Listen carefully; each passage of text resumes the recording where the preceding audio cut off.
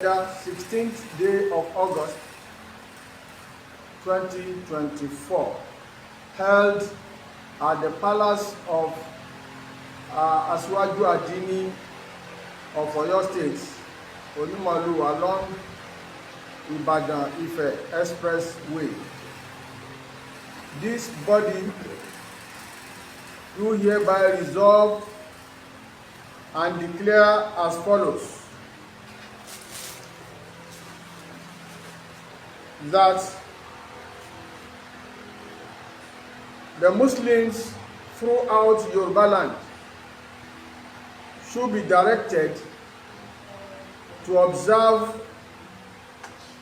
the supererogatory fasting, Tatawa, on some Mondays and Thursdays in 2024, to pray for the peace and unity of the Muslims in Ogbomoso land. 2, this body agreed to direct the Chief Imam, the Grand Chief Imam of Ogbomoso land,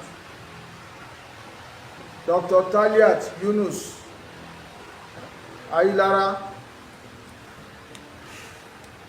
to continue to preach peace and to discuss other topics without making reference to the ongoing crisis in Ogbomoso land. 3, that an interface should be organized between this body